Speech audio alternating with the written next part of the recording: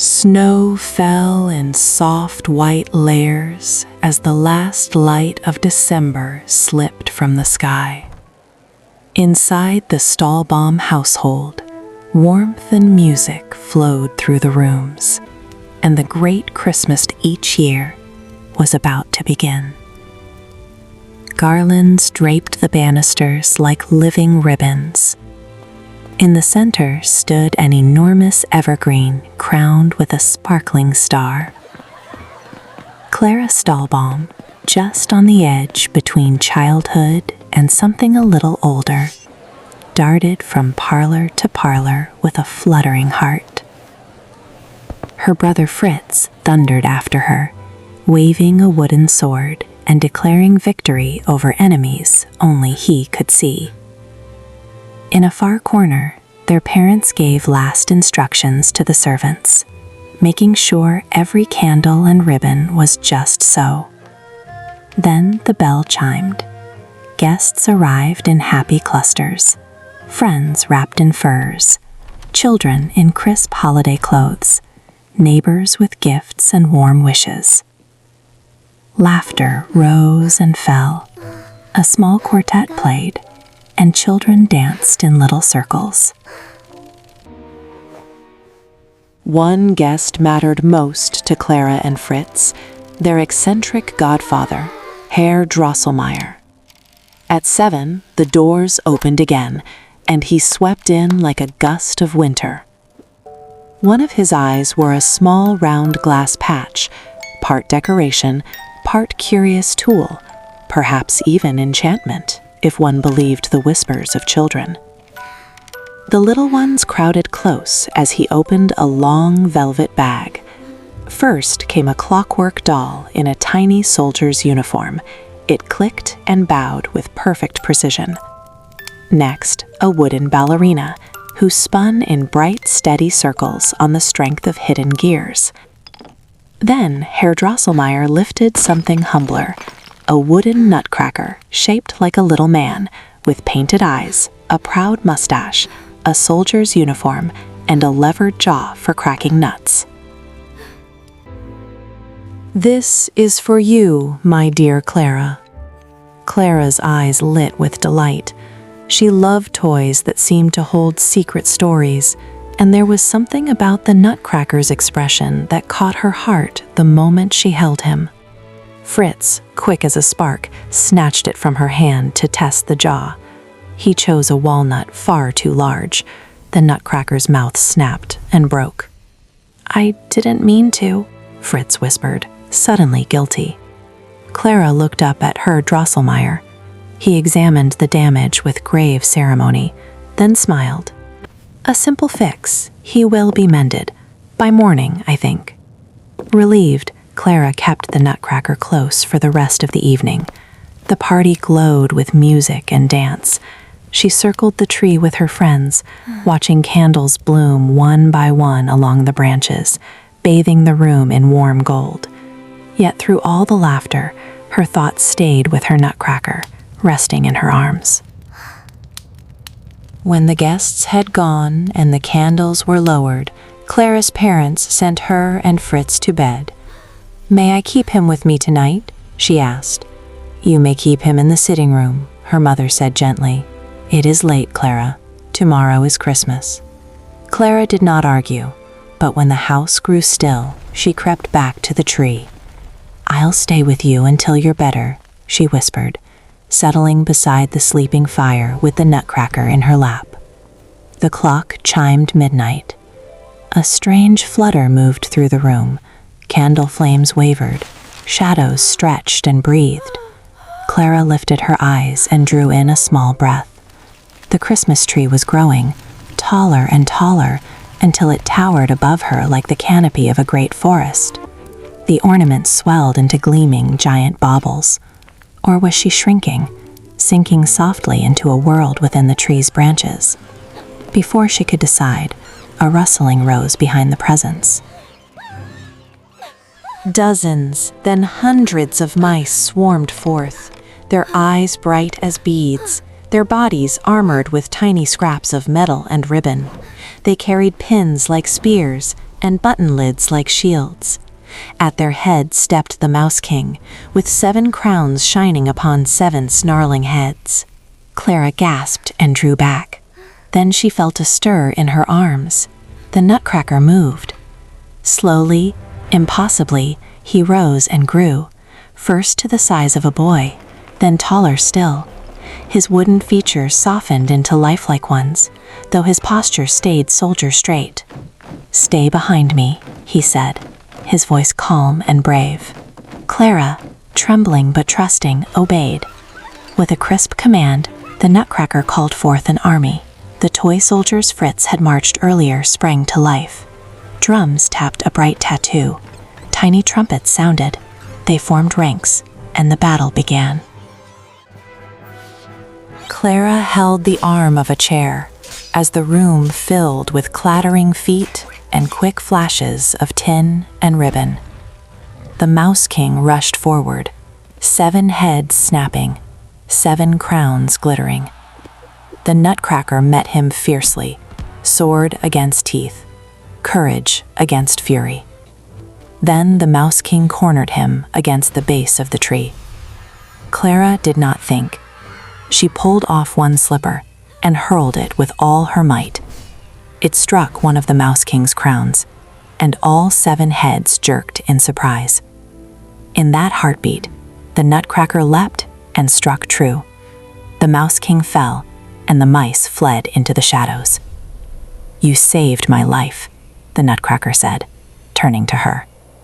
Before Clara could answer, a warm golden light poured over him. Wood melted into flesh. The stiffness of a toy gave way to the grace of a noble prince. "I was under an enchantment," he said softly. "The Mouse King's mother cast a spell and turned me into a Nutcracker. Your courage broke it, Clara. You freed me." He offered his hand. "Come, let me show you my kingdom." The great tree shimmered. The parlor faded into a path of frost-lit branches. Clara placed her hand in his, and together they stepped into the swirling light. They entered a crystalline forest. Every branch was silvered with moonlight. The ground sparkled like powdered diamonds. Snowflakes drifted down not randomly, but in elegant patterns, as though the night itself were dancing. From the trees, the snowflakes came to life, maidens of frost in gowns of glimmer, their steps light as breath. They danced around Clara and the prince, their swirling skirts lifting the air.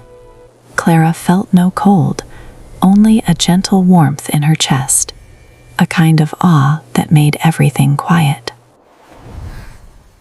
Upon a rising flurry appeared the Snowflake Queen.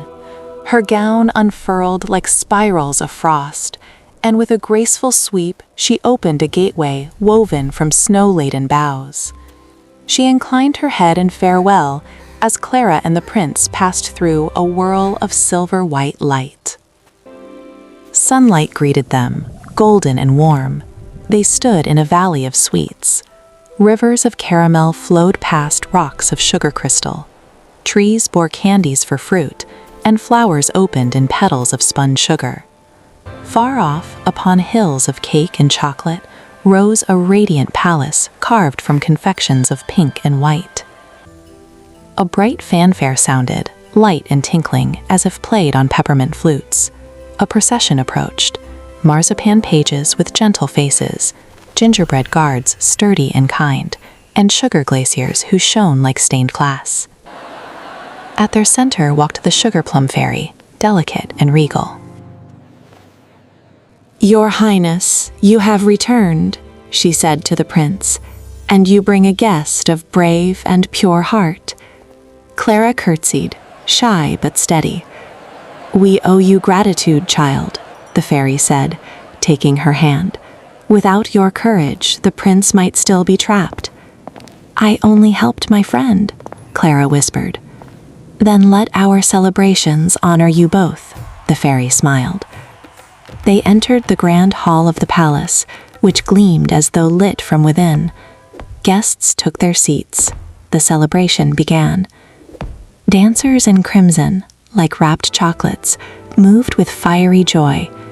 Their sharp steps echoed the snap of dark chocolate breaking, and silk ribbons traced sweet-smelling trails through the air. The light softened. Dancers in flowing veils drifted forward, their movements slow and rich, like the scent of coffee rising from a copper pot. Warmth seemed to swirl around them. Bright bells rang. Dancers in vibrant silk performed quick, precise steps, light as steam, carrying with them the delicate fragrance of jasmine tea. Then a thunderous rhythm shook the hall. Dancers leapt high with fierce delight, as if sparks leapt with them, the joy of folk celebration crackling in every kick and jump. A trio in pastel stepped lightly, their steps weaving in and out like breezes through reeds. Their lilting harmony felt like sugar reeds swaying in gentle wind. The floor trembled as Mother Ginger arrived. With a sudden flourish, little Polychanels tumbled from beneath her wide skirt and darted in lively patterns. Clara laughed until her eyes shone. Petals drifted from above as the hall brightened to mellow gold. Roses, lilies, and peonies appeared in cascading formations. The waltz of the flowers began, sweeping and serene, filling the hall with fragrance and grace. At last the petals parted, and the dewdrop fairy danced in spirals of light, each step scattering glimmering drops that hung in the air like morning. A hush fell as the sugar plum fairy stepped forward with her cavalier. The music began, delicate and clear, like enchanted bells. Their dance was all harmony and trust, so graceful that Clara felt her breath slow to match its gentle rhythm. She had never seen anything so beautiful. When the last note faded, the sugar plum fairy came to Clara. Our celebrations have honored the courage that restored our prince. And now, dear Clara, it is time for you to return. The prince bowed his head. You have given me more than you know. I will never forget your bravery, Clara. Wherever you go, my gratitude follows. Clara's heart tightened. She did not want to leave this kingdom or her prince friend who had grown so dear. But the sugar plum fairy touched her hand, and warm light enveloped her. The palace, the dancers, and the earnest face of the prince dissolved into shimmering mist. Clara opened her eyes. The fire in the hearth was low. The Christmas tree stood in its true size, ornaments still and quiet. In her arms lay the Nutcracker doll. She rose and held him toward the tree's faint light. His painted eyes seemed brighter, as if sharing a secret only she now understood. Her parents found her soon after and tucked her into bed. Clara lay awake for a while, listening to the soft hush of falling snow. She wondered if she would ever see the prince again, or the sugar plum fairy, or the land of sweets where flowers waltzed and snowflakes sang. As dreams curled around her and sleep gently settled in, she knew one thing with all her heart. Magic had touched her life that night, and magic, once seen, never truly disappears. Thanks for watching!